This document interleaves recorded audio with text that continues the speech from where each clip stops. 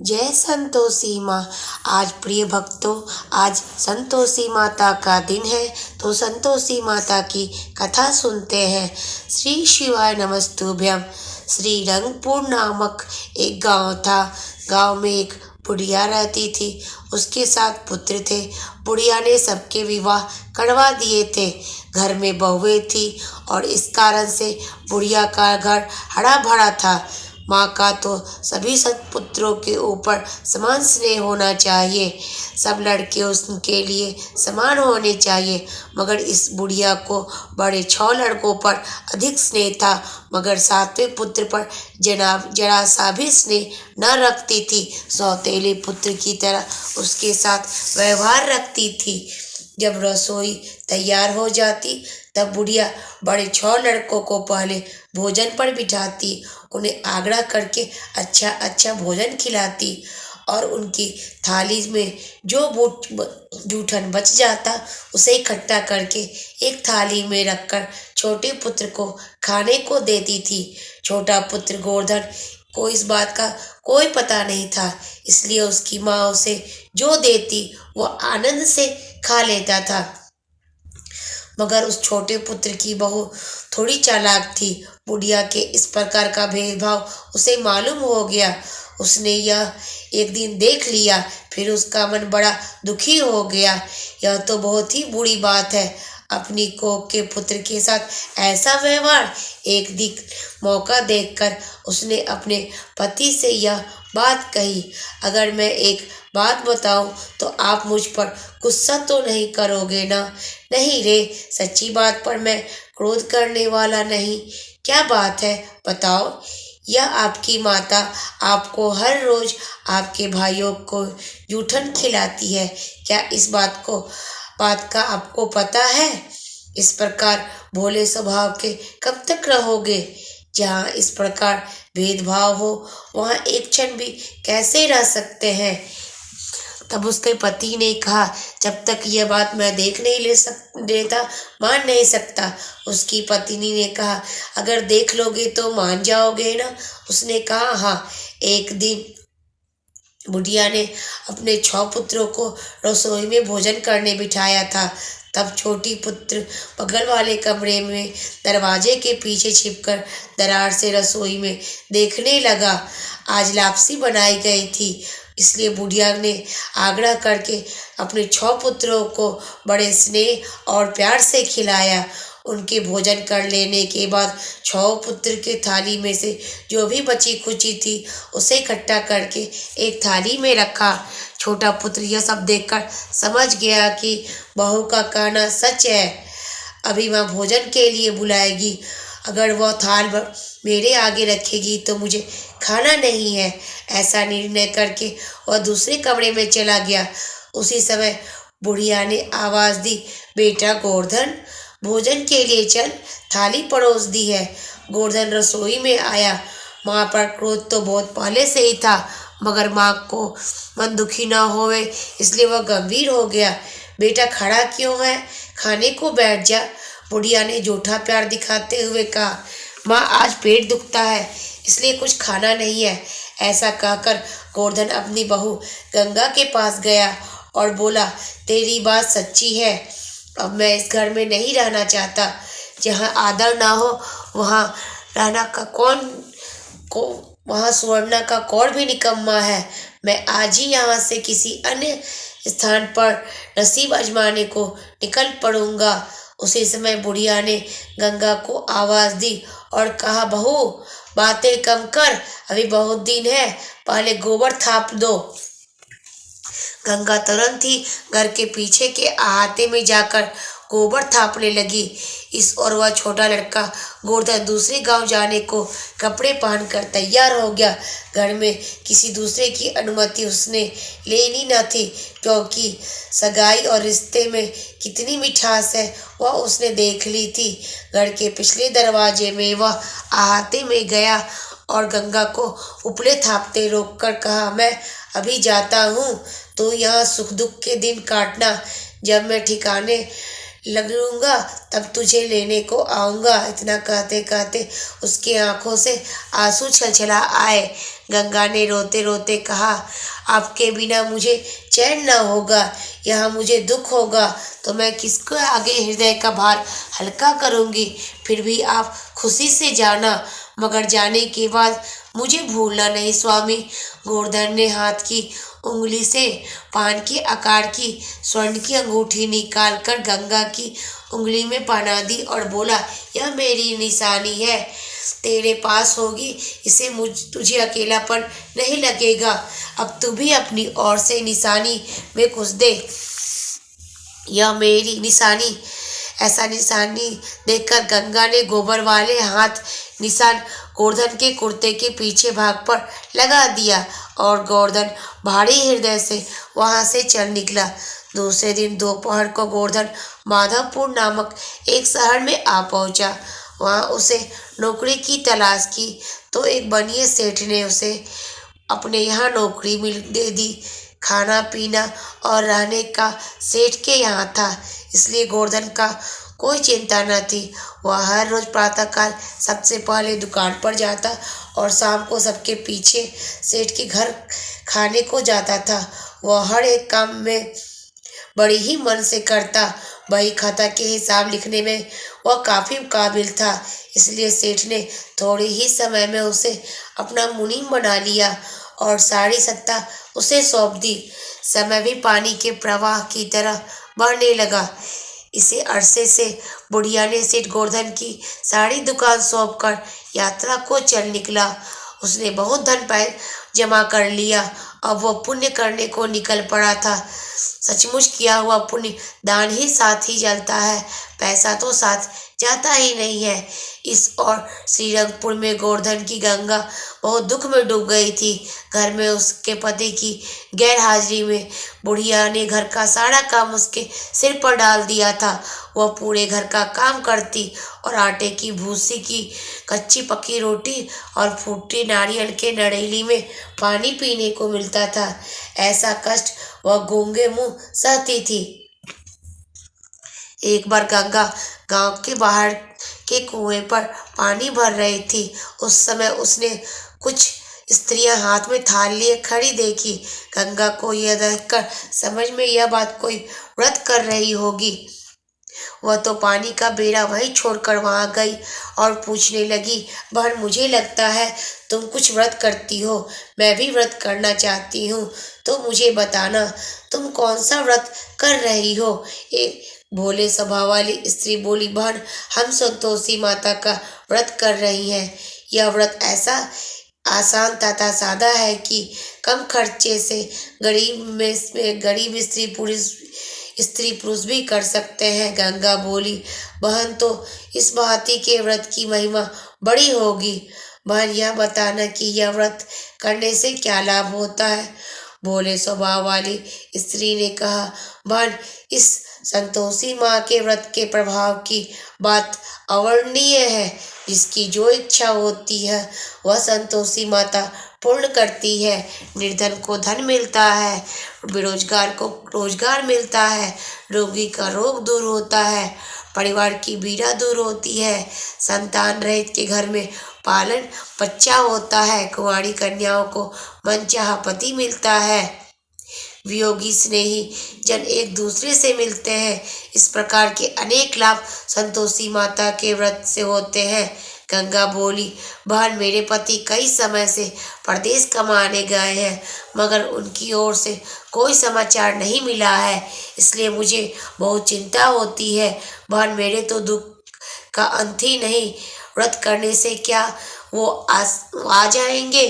भोले स्वभाव वाली स्त्री ने कहा, बहन तुम भी संतोषी माँ का व्रत करना शुरू कर दो, इससे थोड़े ही समय में तेरे पति की ओर से समाचार जरूर मिलेंगे और धीरे धीरे तेरा दुख भी कम हो जाएगा।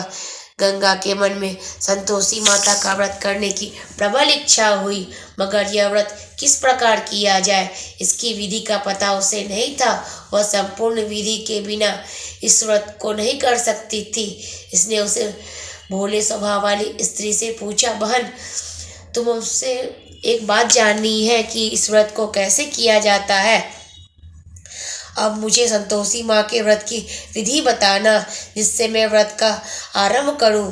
भली स्त्री ने कहा, बहन, यह व्रत घर में या बाहर शांत वातावरण में हो सकता है। कोई भी शुक्रवार से यह व्रत हो सकता है।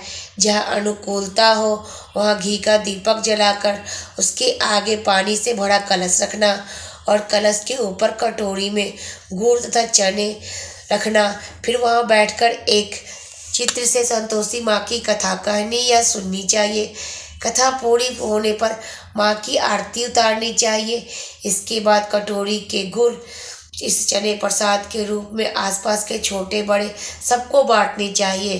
संतोषी माँ की भक्ति हर कोई अपनी शक्ति के मुताबिक कर सकते हैं, तो 5.25 गुड़ चने बांटने चाहिए और साधारण स्थिति हो तो 5.25 आने की भी बांटे जा सकते हैं।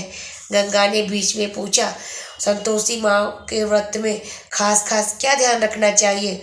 भली स्त्री बोली, भूखा रखकर संतोषी माँ की कथा कहनी और सुननी चाहिए। उसके बाद ही भोजन किया जा सकता है। हर शुक्रवार को इस प्रकार विधि पूर्वक व्रत किया जाए तो इस व्रत का फल अवश्य मिलता है। संतोषी माँ दया होगी तो 3 बरस में ही फल मिलता है, 3 महीने में, 3 सप्ताह में भी फल मिलता है। दशा बुरी हो या अनुकूल हो तो 3 बरस के बाद फल मिलता है। व्रत करने वाले को संतोषी माँ शांति अवश्य देती है। गंगा ने पूछा, बहन, अगर माँ की कृपा से मनोकामनाएं पूर्ण हो जाए तो फिर कुछ करना शेष रहता है? भली स्त्री ने कहा, हाँ बहन, मनोकामना पूर्ण होने पर इस व्रत का उद्यापन करना भूलना नहीं चाहिए। उद्यापन में 2.5 सेर आटे के सादे खाजे या घी में तली हुई मूंगदार पूरी और ज़रूरत के मुताबिक रखी और चने का साग करना चाहिए। यह सब 8 लड़कों को बुलाकर खिलाना चाहिए। अगर अपने परिवार के बालक हो तो अच्छा हो, वरना आस पड़ोस के बालक भी बुलाए जा सकते हैं। उनको भोजन करके दान दक्षिणा में कुछ नगद न देकर वस्त्र या फल देने चाहिए। उनको प्रसन्न करके विदा करना चाहिए। इस प्रकार इस व्रत का उद्यापन करना चाहिए, मगर इतना ध्यान रखना चाहिए कि उद्यापन के समय रसोई में इमली या कोई भी खट्टी चीज़ नहीं बननी चाहिए, न खानी चाहिए। उस दिन किसी को भी नींबू, अचार या खटाई की चीज़ खाने को न दे। उस दिन गंगा ने उस भली औरत का आभार माना और फिर जल का बेला लेकर जल्दी से घर आई। उसने संतोषी माँ का व्रत करने का पक्का निर्णय कर लिया था। 6 दिन के बाद शुक्रवार आया। उस दिन गंगा ने कुछ खाना नहीं खाया, क्योंकि आज उसे व्रत करने का था। तो वह पहले से ही 1.25 आने का गुड़ तथा भुने हुए चने माँ को प्रसाद के रूप में ले आई थी। शाम हुई तो उसने नहा धोकर साफ सुथरे कपड़े पहने और अपने कमरे में एक कोने में संतोषी माँ के नाम दीपक जलाया और उसके समीप पानी से भरा कलश रखा तथा उस कलश के ऊपर एक कटोरी रखी और उसमें गुड़ चने रखे। फिर संतोषी माँ की जय जयकार बोलते हुए उसने संतोषी माँ से विनती की, हे संतोषी माँ, मेरा दुख आप जानती हैं और मेरी इच्छा भी जानती हैं। कृपया करके मेरी इच्छा पूर्ण करें और मेरा दुख दूर करें माँ। इस प्रकार विनती करने के बाद गंगा ने संतोषी माँ की आरती उतारी और उसके बाद उसने स्वयं प्रसाद लिया और बाकी प्रसाद बच्चों में बांट दिया। सुबह से उसने खाया न था, उसकी सास ने खाने को दिया था तो उसने उसे ढक रखा था। वह उसने एक पहर खाया और फिर काम करने लग गई। आज उससे आनंद का कोई सीमा नहीं थी, क्योंकि उसको विश्वास था कि संतोषी माता उसका संकट अवश्य दूर करेगी। गंगा तो हर्ष से पागल हो गई थी, उसका दुख दूर होने वाला था। फिर भी असर मुंह पर आनंद चमका। तीसरे शुक्रवार को गंगा ने व्रत की पूर्णाहुति की। उसी समय माधवपुर से जो आदमी पहले आया था वो 200 रुपये लेकर आया। वे रुपये गोवर्धन ने गंगा को भेजे थे और यह भी कहलवाया था कि स्वयं थोड़े दिनों के बाद श्रीरंगपुर आएगा। उस दिन गंगा को आनंद और बढ़ गया। शाम को तो उसने माँ के सामने दीपक जलाया और माँ के गरबे गाकर माँ को बहुत याद किया। मगर गंगा की जेठानियाँ उतनी ईर्ष्या करने लगी, क्योंकि आज गंगा के पति ने उसे 200 रुपये भेजे थे। गंगा के रुपए की जरूरत नहीं थी, उसे तो अपने पति के दर्शन करने थे। इसलिए उसने रोज माता जी से प्रार्थना शुरू कर दी, माता जब मेरे पति आएंगे तो मैं अन्न खाऊंगी, मुझे उनका वियोग सहा नहीं जाता। उसी रात माता संतोषी ने माधव से कहा कि हे माधव, संतोषी माँ ने माधवपुर में गंगा के पति गोवर्धन को स्वप्न में दर्शन दिए और कहा, बेटा तू यहाँ खूब कमा रहा है और श्रीरंगपुर में तेरी पत्नी दुख के दिन काट रही है। उसे तुझे याद करके बेचारी दुबली हो गई है, इसलिए सारा व्यापार समेटकर जल्दी से वहाँ पहुँच जा। माँ की दया ने गोवर्धन का व्यापार समेटने में बहुत समय न लगा। सारा प्रबंध करके वह दूसरे दिन मान सम्मान और माया पूंजी के साथ श्रीरंगपुर जाने को निकला। 2 बैलगाड़ियां को जोड़कर निकला गोवर्धन दूसरे दिन दोपहर को श्रीरंगपुर की हद में आ पहुंचा। वहां गंगा उस समय लकड़ी काटने आई थी। वह लकड़ी का गट्ठर बांधकर संतोषी माँ के मंदिर के ओसारे पर थकान दूर करने को बैठी थी। आज उसके मन में होता था कि जरूर मेरा पति आएगा। उसी समय बैलों की ध्वनि सुनाई दी, इसलिए मंदिर में माता की मूर्ति के आगे जाकर गिड़गिड़ा कर कहने लगी, माँ मेरी धीरज की हद अब हो चुकी है। आज मुझे ऐसा लगता है मेरे पति आएंगे। क्या यह सच है? जैसे माता की मूर्ति बोल रही हो ऐसी आवाज सुनाई दी, बेटी बात सच्ची है। अभी तेरा पति सुखी सलामत से वापस लौटा है और वह तेरे घर जा रहा है। अब तू घर जाने की उतावली न करना। घंटे के बाद तू सिर लकड़ी का गट्ठर बांधकर घर जाना और आंगन के गट्ठर पर रखकर तेरी सास से कहना कि हे सासू माँ, आज कौन आया है? अब मुझे आटे की भूसी की रोटी खाने को दीजिए और नारियल की खोपड़ी में पानी पीने को दीजिए। यह सुनकर गंगा उतावले मन से चल पड़ी तो फिर से आवाज आई, बेटी तू गर्दना नहीं, इसे तेरी भलाई है। ऐसा करने से ही तेरे पति को मालूम होगा कि तुझे कितना कष्ट पड़ता है। गंगा तो हर्ष से पागल हो गई थी, क्योंकि माँ की संपूर्ण दया उसके ऊपर उतरी थी। उसके बाद वह माँ के गरबे तथा भजन गाती हुई वहाँ पर बैठी रही। देखते ही देखते घंटा पसरा और गंगा सिर पर लकड़ी का गट्ठर रखकर खुशी से घर जाने को निकली। उसी समय गोवर्धन घर पहुंचा और उसकी माँ हारकर डोसी उसे खिलाने की तैयारियां कर रही थी। मगर गोवर्धन को पहले यह कड़वा अनुभव याद था। उससे खाने की न कहकर वह घाट पर गंगा की राह देखने लगा। बुढ़िया ने तो गोवर्धन के आगे गंगा के सुख की बात कही थी, उसे कुछ दुख नहीं था ऐसा कहा था। मगर गोवर्धन के मानने में नहीं आया, क्योंकि संतोषी माँ ने स्वप्न में गंगा के दुख की बात कही थी, इसलिए वह समेट कर जल्दी से घर आया था।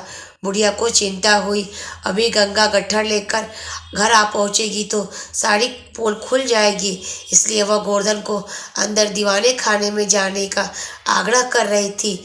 मगर गोवर्धन वहीं बैठा था, जिससे वह जल्दी से गंगा का मुंह देख सके। उसी समय गंगा लकड़ी का गट्ठर लेकर आ पहुंची।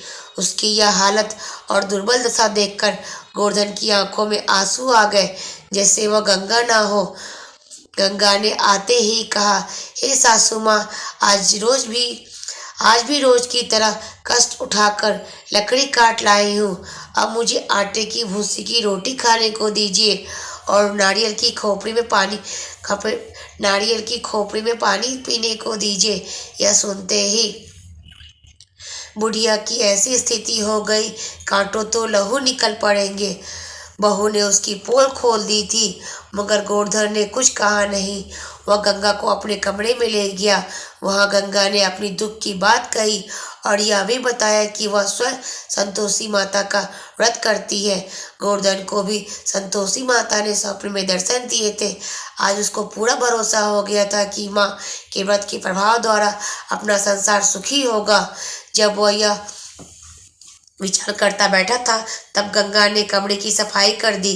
बुढ़िया ने मन में ही मन अब डर लग रहा था, इसलिए वह गोवर्धन के पास आकर कहने लगी, अब तुम दोनों पहले भोजन तो कर लो।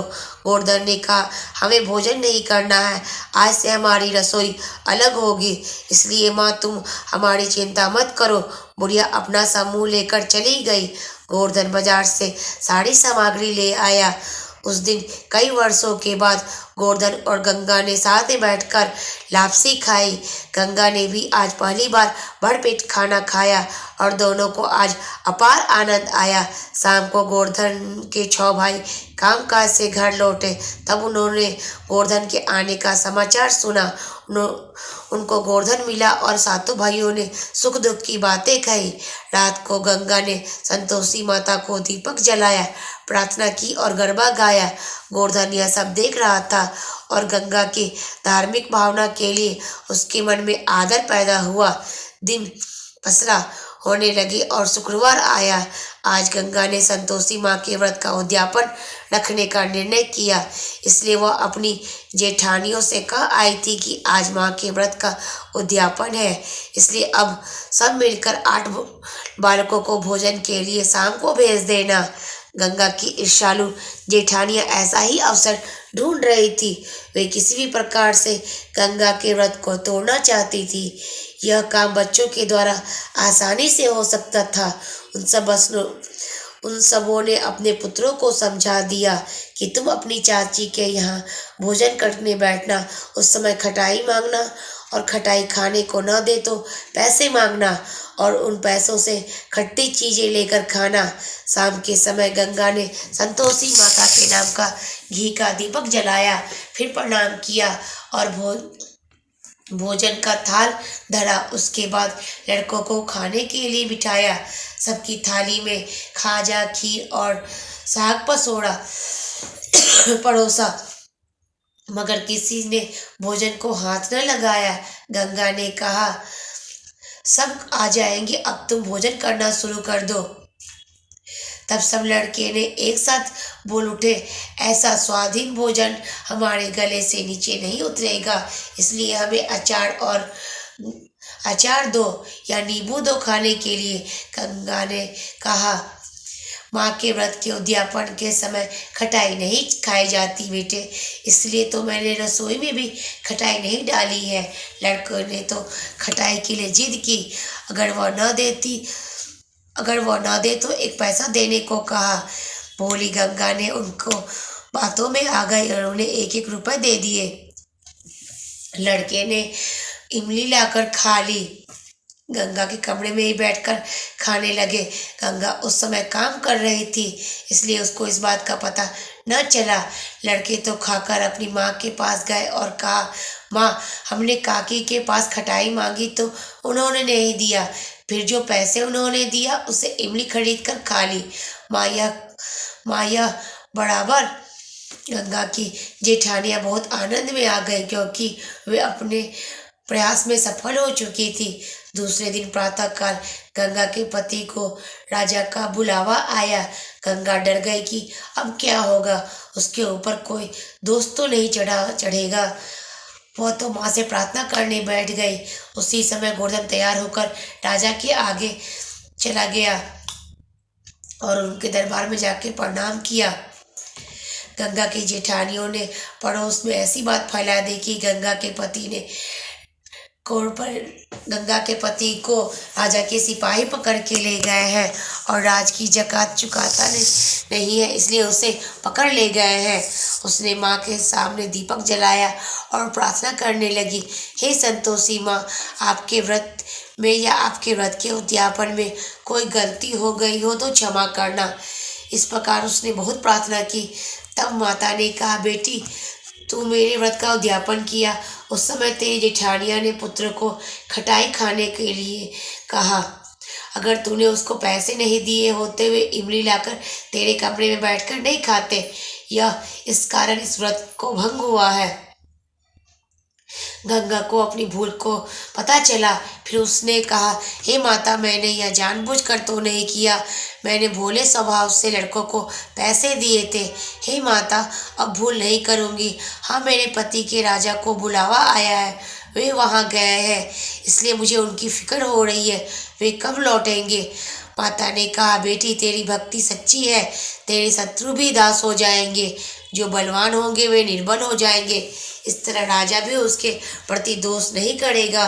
मेरे भक्तों को दुख हो, ऐसा हो नहीं सकता। घंटे के बाद गोवर्धन का पति घर पहुंचा। राजा ने उसकी चतुराई पर मुग्ध होकर हीरे से जड़ित अंगूठी भेंट की थी और उसकी उंगली पर जगमगाती अंगूठी देखकर गंगा समझ गए कि कोई शुभ समाचार है। इस बात की खबर सुनकर गंगा की जेठानियाँ और जलने लगी। फिर दूसरे शुक्रवार आया। गंगा ने माँ के व्रत का उद्यापन फिर से रखा। आज वह आस पड़ोस के ब्राह्मणों के बालकों को भोजन के लिए बुला लाई और उन सबको अच्छी तरह खाना खिलाया और वस्त्र देकर विदा किया। गंगा की अपार भक्ति और शक्ति देखकर संतोषी माँ उसके ऊपर बहुत ही प्रसन्न हुई। फिर उसको सारा सुख था, मगर पुत्र की कमी थी। संतोषी माता ने यह भी कमी दूर कर दी। गंगा के अच्छे दिन आ गए। 9 महीने के बाद गंगा ने एक रूपवान पुत्र को जन्म दिया। इससे गंगा का पति गोवर्धन को बहुत आनंद आया और उसने 5.25 मन के पेड़े लाकर गांव में बांटे। सबने मुंह मीठे किए, मगर गंगा की जेठानिया ने स्वयं पेड़े न खाए और न लड़कों को खाने दिया। उस दिन सबको गले से नीचे भोजन भी नहीं उतर रहा था, क्योंकि उनकी देवरानी को पुत्र हुआ था। 1.25 महीना होने पर गंगा नहा धोआकर पुत्र को लेकर संतोषी माता के मंदिर गई। वहीं पुत्र को माँ की मूर्ति के समक्ष छोड़कर कहने लगी, माँ, आपके व्रत का यह फल है, अब हमें अपना आशीर्वाद दीजिए। अब हम सब संतोष में रहें और सदा आपकी भक्ति करते रहें। उस समय माता ने कहा, आज नहीं, मैं चाहे किसी भी समय वहां आकर तुझे आशीर्वाद दूंगी, मगर इस समय तू मुझे पहचान तो लेगी, भूल तो नहीं करेगी, और न तेरा भाग्य ध्यान सब कुछ खत्म हो जाएगा, ध्यान में रखना। गंगा पुत्र को लेकर चली गई। उस दिन से उसने घर के आंगन में आने वाले हर एक बात का ध्यान रखना शुरू किया। एक दिन 80 वर्ष की उम्र की एक बुढ़िया गुड़ व भुने चने की खाती पोकर एक बुढ़िया आई। उसका मुंह गुड़ और चने की तरह था। उसके घर के आगे आई। उसके मुंह पर मक्खियाँ भिनभिना रही थी और उसके देह से ऐसी बदबू निकली थी कि सर फट जाए। सब उसे मारकर भगाने लगे और गालियां देने लगे, मगर वह बुढ़िया तो घर के अंदर आने ही नहीं दे रही थी। उसी समय गंगा पुत्र को लेकर खिड़की के पास खड़ी थी। उसके मन में हुआ, संतोषी माता का ऐसा स्वांग रच कर आई है, इसलिए वह आशीर्वाद लेने के लिए नीचे उतर आई तो उसकी सास ने घर के किवाड़ बंद कर दिए। सबको उस घर में सबको बुढ़िया का डर था। गंगा यह बात जानती थी, अब वह क्या करे। फिर वह खिड़की के पास आई और संतोषी माता के भरोसे पर लड़के को नीचे रखा और वह आकर दरवाजा खोली। बुढ़िया बोली, क्या मरी जा रही है, बच्चे को नीचे छोड़ दिया। साथ ही किवाड़ खोलने की दौड़ पड़ी। गंगा नीचे उतरकर बुढ़िया के पास आई। वह देखती है कि उस बुढ़िया के आसपास प्रकाश फैला है और उसके आसपास पुत्र खेल रहे हैं। बुढ़िया के चरणों में गिर पड़ी। वह बुढ़िया संतोषी माता थी। उन्होंने गंगा को खड़े खड़े आशीर्वाद दिया, तेरा कल्याण हो और तुम जब तक जियो आनंद से रहो। इतना कर बुढ़िया गायब हो गई। सबने यह चमत्कार देखे अपनी आंखों से देखा था। फिर अब उनके मन में पछतावा होने लगा, क्योंकि उन्होंने माँ का आशीर्वाद प्राप्त करने का शुभ अवसर गंवा दिया था। बस उसी समय से सारे गांव में गंगा का आदर बढ़ गया। घर में उसकी जेठानियाँ तब सास ने द्वेष भाव छोड़ दिया। वे भी संतोषी माँ का व्रत करने लगी। थोड़े ही दिनों में घर में सुख शांति स्थापित हो गया। संतोषी माता के प्रभाव से हर ओर गृहिणी घर में समृद्धि पुनः आ गई। हे संतोषी माता, जिस प्रकार आपने गंगा बहू के ऊपर प्रसन्नता दिखाई, उसकी सभी मनोकामना पूरी की, उसी प्रकार हे संतोषी माता, जो भी यह कथा सुने और कहे उनकी सभी मनोकामनाएं पूर्ण करो। आपकी जय जयकार हो संतोषी माता, आपकी महिमा अपार है। संतोषी माता, जय संतोषी माता।